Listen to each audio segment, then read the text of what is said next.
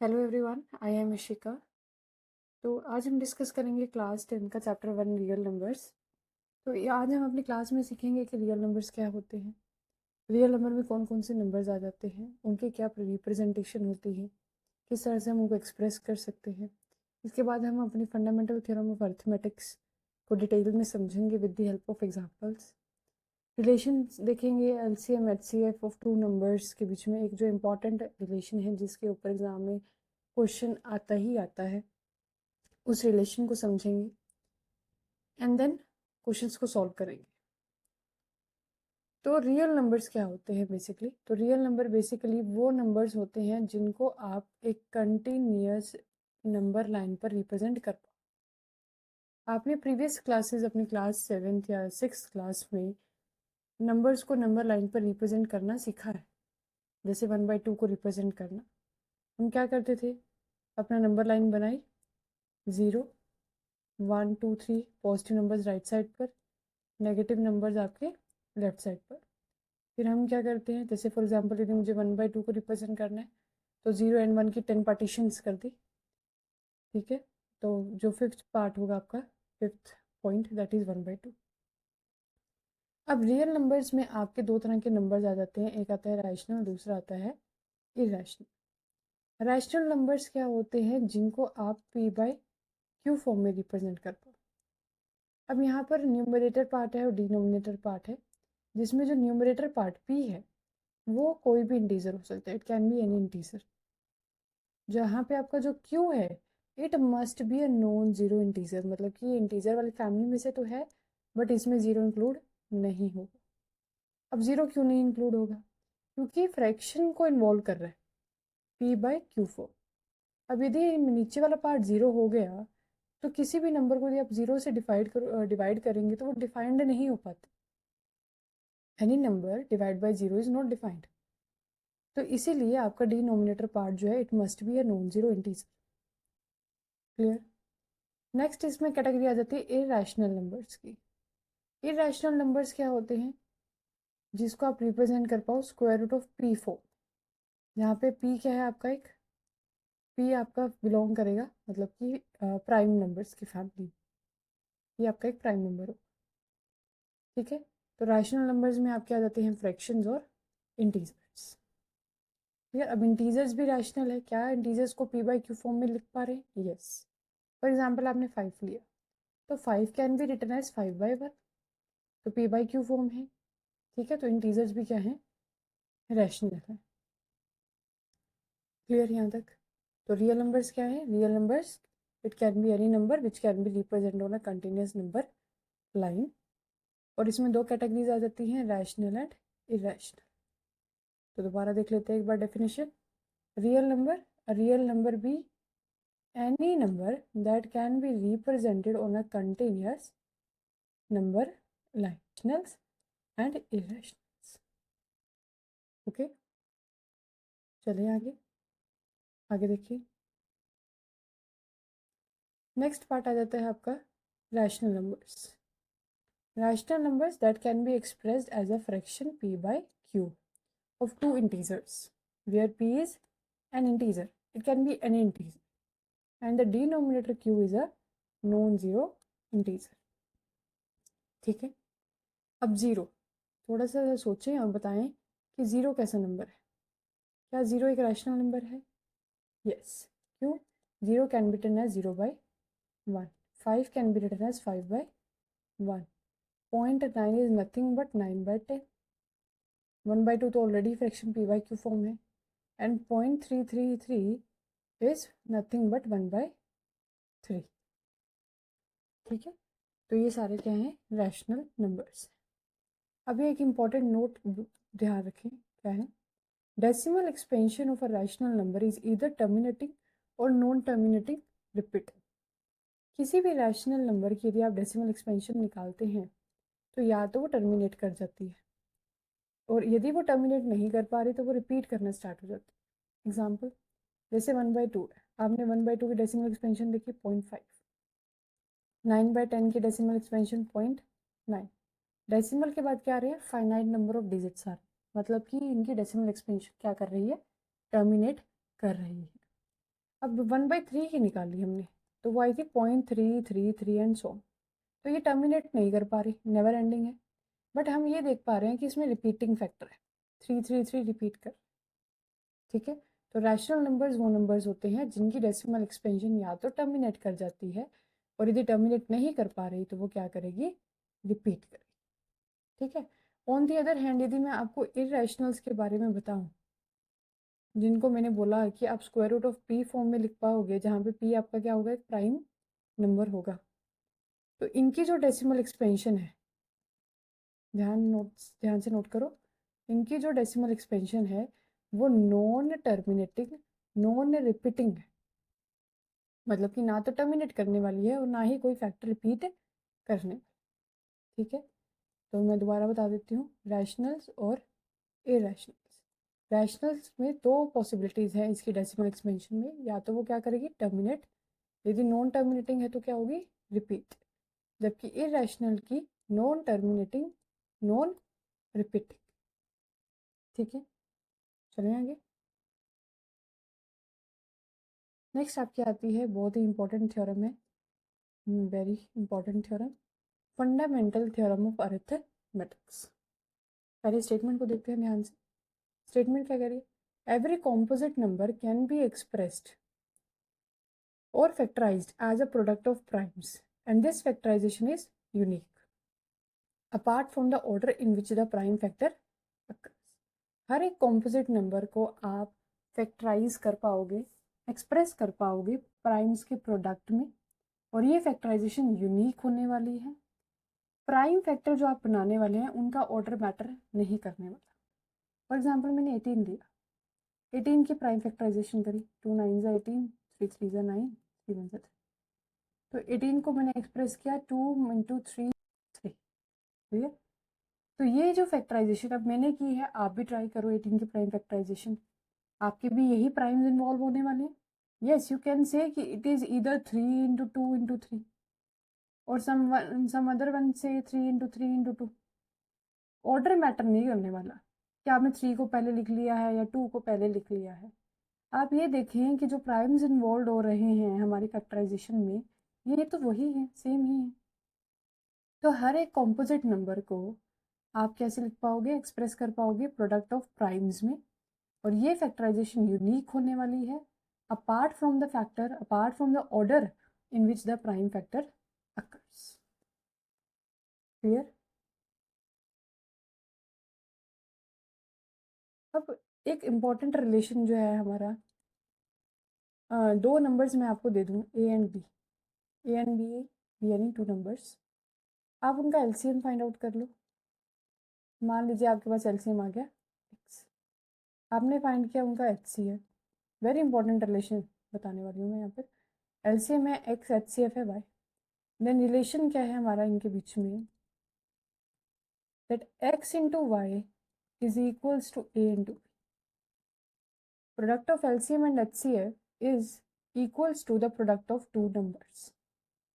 ठीक है, दो नंबर आपको गिवन है ए एंड बी, आपने उनका एलसीएम फाइंड आउट किया, एचसीएफ फाइंड आउट किया, the product of LCM and HCF is nothing but equal to the product of two numbers, and this relation is valid only for two numbers. Three numbers के लिए ये relation valid नहीं हो पाता, it's not a universal relation for three numbers, three और more than three, but for two numbers यह valid है कि उनका जो एलसीएम और एचसीएफ का प्रोडक्ट है वो दो नंबर्स के उन नंबर्स के प्रोडक्ट के इक्वल आने वाला है।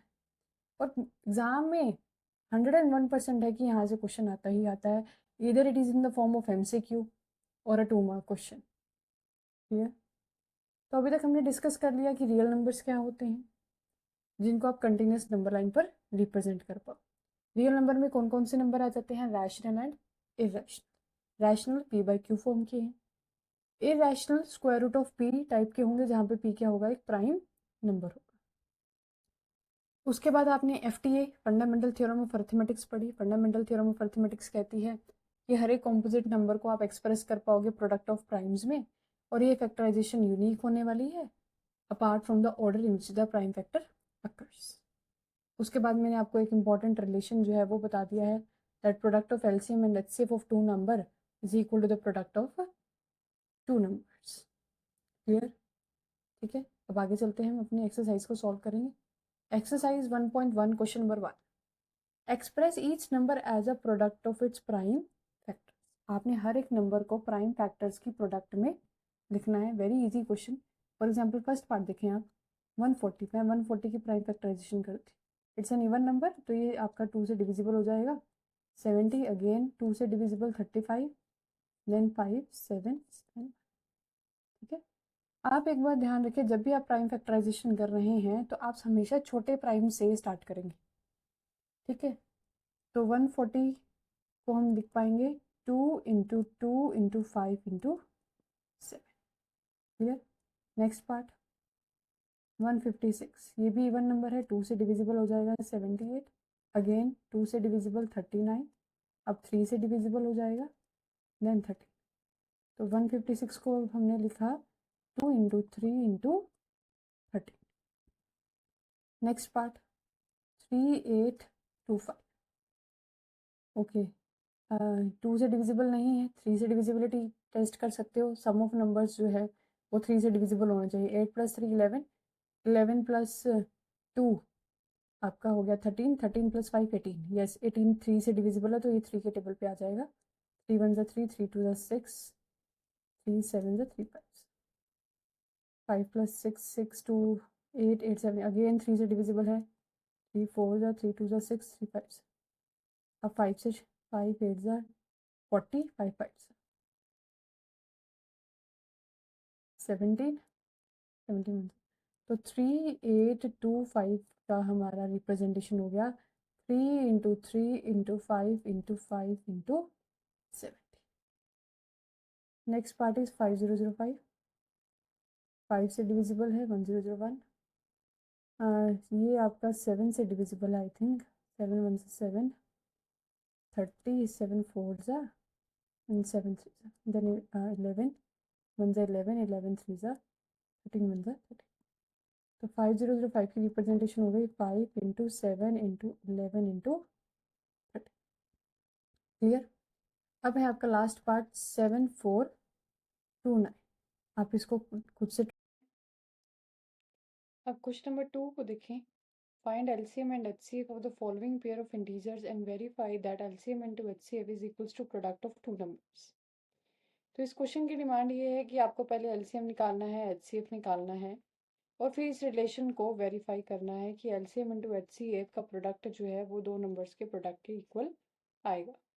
ठीक है, तो फर्स्ट पार्ट को देखिए, 26 और 91 का सबसे पहले हम LCM HCF निकालेंगे। तो निकालने का तरीका हमारा वही पुराने वाला, पहले प्राइम फैक्टराइजेशन करो। 26 आपका इवन नंबर है, 13 13 एक प्राइम है, तो 13 1 30, ये 7 हो जाएगा, 13 1 30, तो 26 हो गया 2 × 30, और 91 हो गया आपके पास 7 × 30।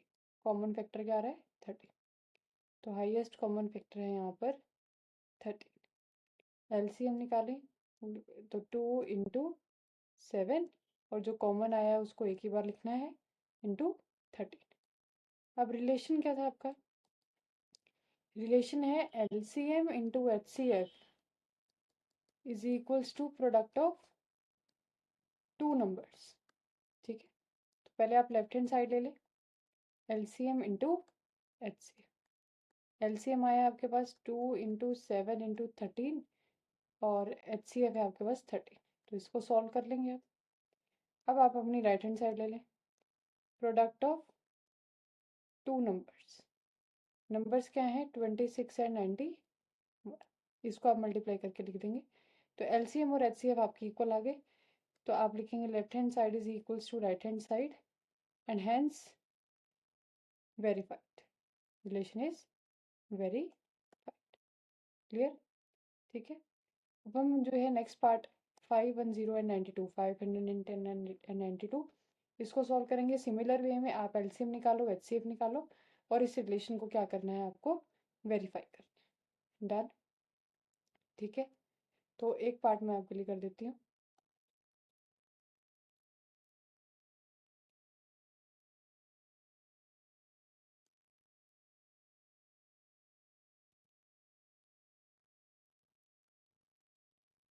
आपके पास नंबर है 510, 2 से डिविजिबल हो जाएगा, 2 टू ज़ा 4, 2 5 से 10, 3 पे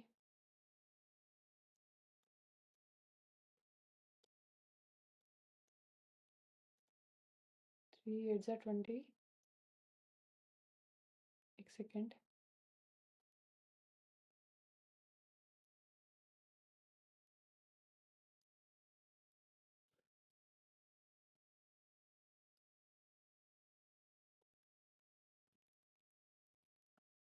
27, 3 9 ज़ा 3 3 ज़ा 3 3 ज़ा 1, 92, 2 4 ज़ा 8, 2 23 20।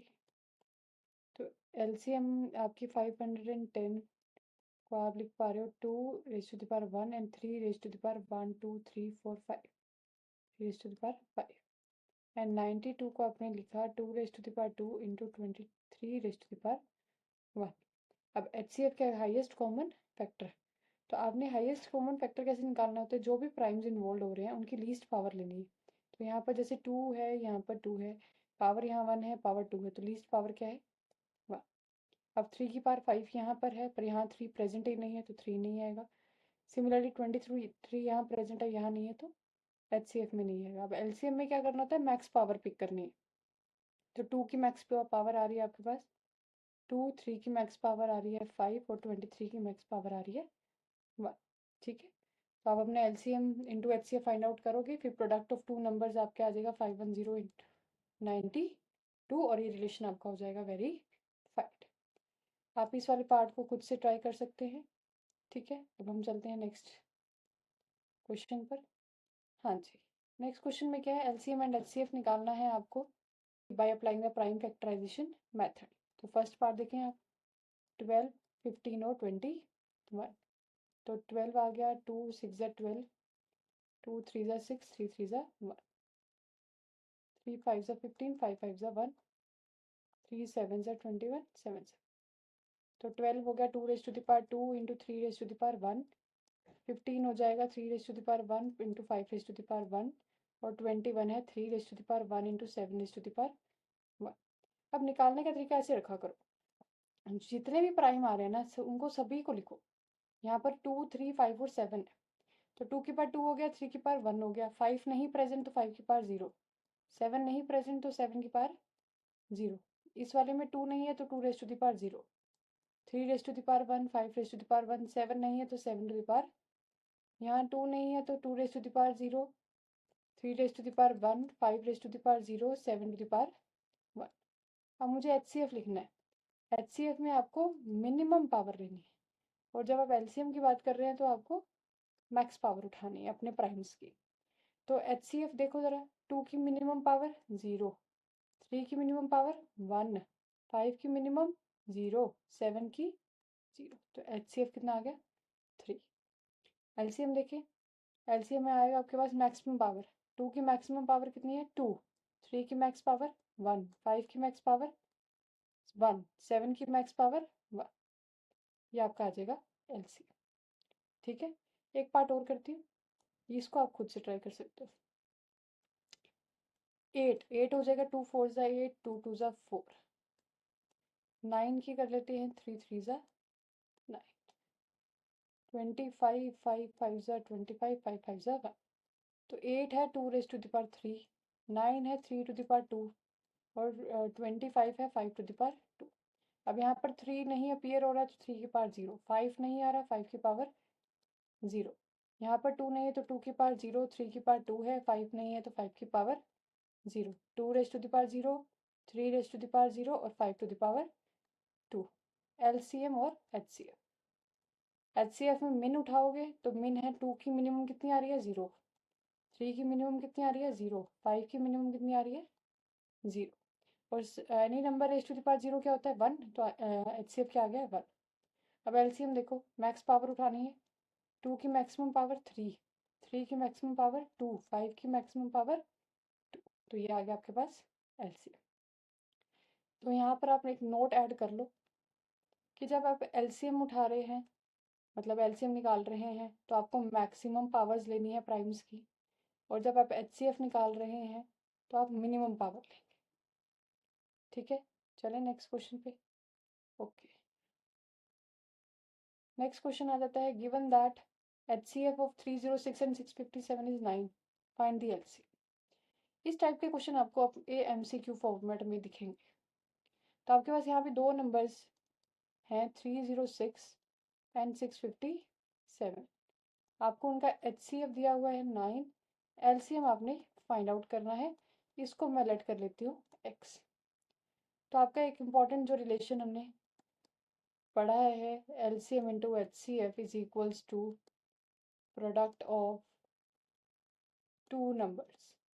तो LCM हमने x सपोज किया है, HCF आपका 9 है, नंबर्स हैं 306 इंटू 657।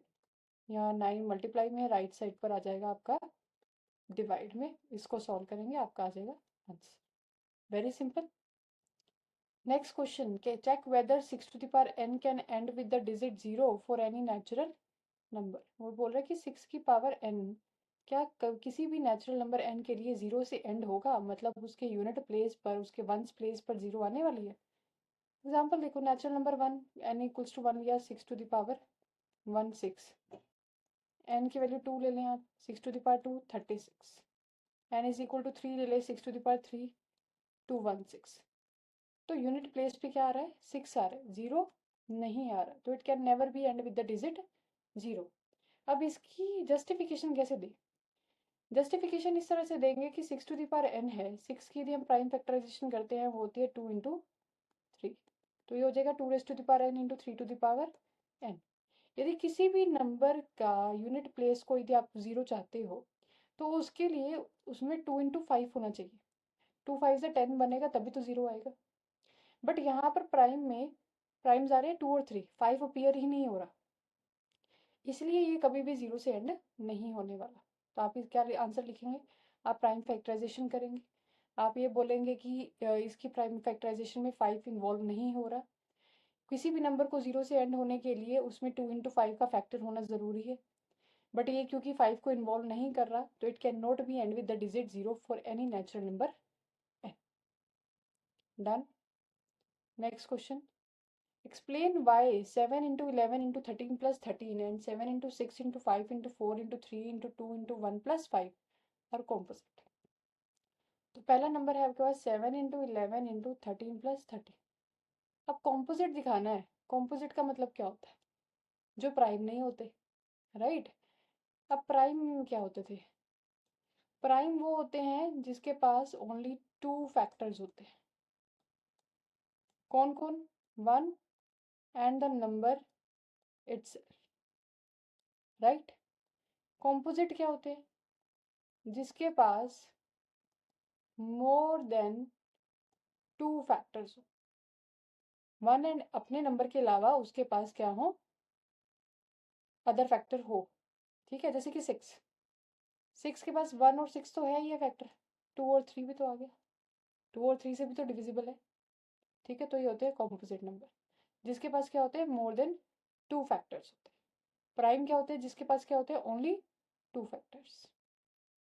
अब ये नंबर है हमारे पास 7 इंटू 11 इंटू 13 प्लस 13, तो पहले मुझे दिख रहा है कि मैं 13 को कॉमन ले लेती हूँ, हो जाएगा 7 इंटू 11 प्लस 1, मतलब कि 77 प्लस 1 इंटू 13, मतलब 78 इंटू 13।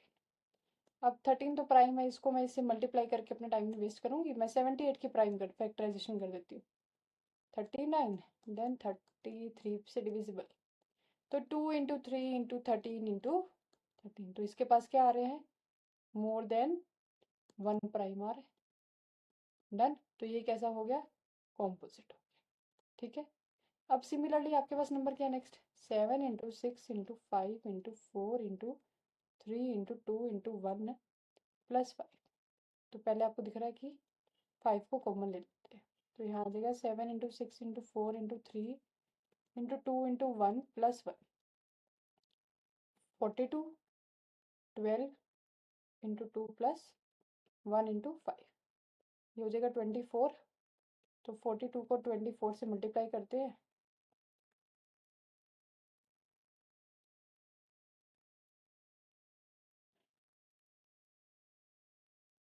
ये आ रहा है 1008 प्लस 1 करेंगे तो 1009 इंटू 5। ठीक है, चेक कर लेते हैं एक बार।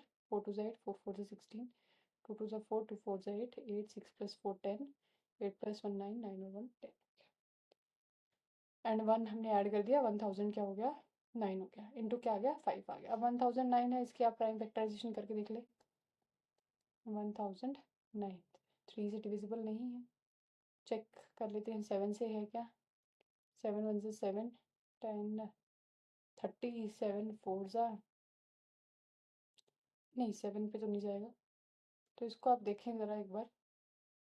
तो यहाँ पर आ रहा है 1009 इंटू 1009 एक प्राइम नंबर है, तो ये more than one prime number को इन्वॉल्व कर रहा है, तो ये भी कैसा नंबर आ गया आपके पास, कॉम्पोजिट नंबर। ठीक है, तो कॉम्पोजिट नंबर के लिए आपको सिर्फ ये चेक करना है कि उसके पास एक से ज़्यादा प्राइम इन्वॉल्व हो रहे हों। ठीक है, चलिए नेक्स्ट क्वेश्चन पे चले। There is a circular path around a sports field. Sonia takes 18 minutes to drive one round of the field, while Ravi takes 12 minutes for the same. Suppose they both start at the same point and at the same time and go in the same direction. After how many minutes will they meet again at the starting point? तो यहाँ पर बोला गया है कि एक sports field है, उसके अराउंड एक सर्कुलर पाथ है। सोनिया को जो है ये स्टार्टिंग पॉइंट कंसिडर कर ले, तो सोनिया को 18 मिनट्स लगते हैं एक राउंड कंप्लीट करने में, जबकि रवि को 12 मिनट लग रहे हैं। यदि वो सेम टाइम पे सेम डायरेक्शन में चलना शुरू करें, तो हमने ये बताना है कि कितने टाइम बाद, कितने मिनट बाद जो है वो दोबारा से मिलने वाले हैं स्टार्टिंग पॉइंट पर। तो स्टार्टिंग पॉइंट हमने कंसिडर कर लिया ए। तो time taken by Sonia to complete one round is equals to 18 minutes, and time taken by Ravi to complete that one round is 12 minutes. Now हमने बताना है how many minutes will they meet at the starting. They will meet at starting point कितने time बाद। आप क्या करेंगे, इन दोनों numbers का एलसीएम निकालेंगे, कॉमन मल्टीपल ही तो निकालेंगे। ठीक है, तो 12 और 18 के एलसीएम के लिए आप क्या करेंगे, 12 और 18 की प्राइम फैक्टराइजेशन से कर दें। 2 6 ज़ा 12, 2 9 ज़ा, 3 2 ज़ा 6, 3 3 ज़ा 2 1 ज़ा 2, 3 1 ज़ा 3। तो ये आ जाएगा 2 इंटू 3 इंटू 2 इंटू 3, 3 2 ज़ा 6 इंटू 6, 36 मिनट्स। तो आफ्टर 36 मिनट्स सोनिया और जो रवि हैं वो सेम स्टार्टिंग पॉइंट पर मिलने वाले हैं। तो आज हमने जो है क्लास 10th का जो चैप्टर 1 है उसमें आपको basic definitions, important theorem, fundamental theorem of arithmetics, और हमने फर्स्ट एक्सरसाइज के अपने 7 क्वेश्चंस जो है वो डिस्कस कर लिए हैं। आई होप आपको ये समझ आए हों, इनको ट्राई करें, और नेक्स्ट क्लास में हम अगली एक्सरसाइज को डिस्कस करेंगे डिटेल में। Okay, thank you.